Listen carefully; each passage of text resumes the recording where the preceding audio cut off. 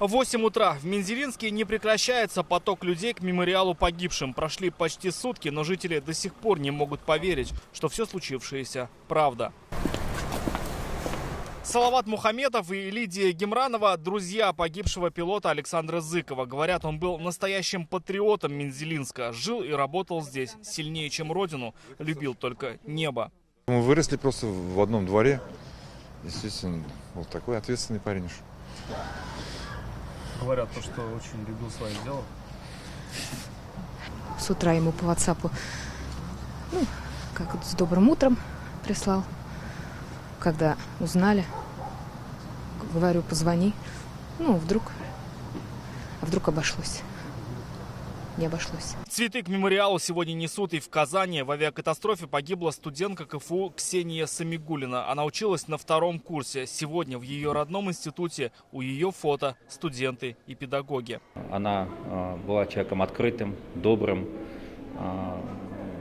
человеком, который проявлял высокую активность, и она очень хорошо училась. Активный и позитивный человек, поэтому для нас это большая утрата, большое горе, и мы скорбим всем институту.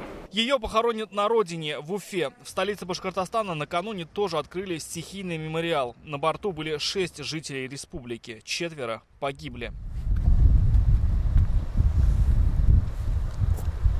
Мензелинский аэроклуб был известен и среди любителей, и среди профессионалов. Здесь проходили чемпионаты Европы и мира, тренировались космонавты. Про аэроклуб что-нибудь, может, знаете?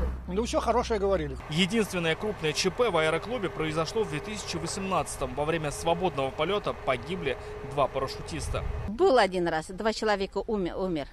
До этого времени нет, отлично было. Я живу в таком месте, микрорайон Садак. Я всегда с содроганием смотрела на эти самолеты, потому что приземление практически всегда происходило над нашими домами. Они пролетали очень низко над домами. Самолет упал в опасной близости от домов. Пилоты сделали все, чтобы избежать трагедии и отвести удар.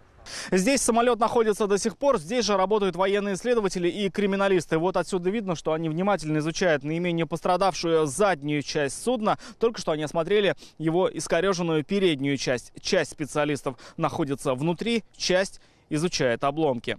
Уголовное дело о крушении Л-410 передали в Центральный аппарат Следкома России. В целях всестороннего и объективного расследования уголовного дела председатель Следственного комитета Александр Бастрыкин поручил передать его для организации дальнейшего расследования в производство следователей Центрального аппарата ведомства. В крушении погибли 16 человек, 9 жителей Татарстана, 7 из Удмуртии, Челябинской области, Башкортостана. 2 погибших — пилот Александр Зыков и парашютистка Ольга Минибаева, были из Мензелинска. Похороны состоятся завтра. Рамиль Шайдулин, Алмаз Единов, ТНВ, Мензелинский район.